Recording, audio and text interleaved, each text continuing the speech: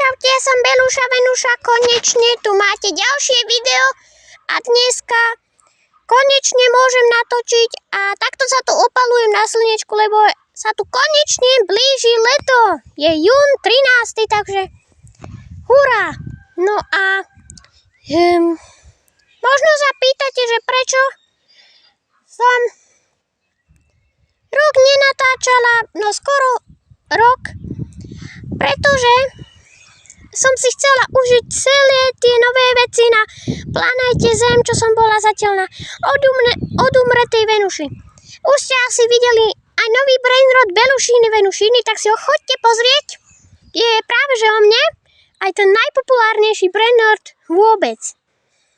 No a keby ste sa ešte pýtali, že kde mám svoje dieťa,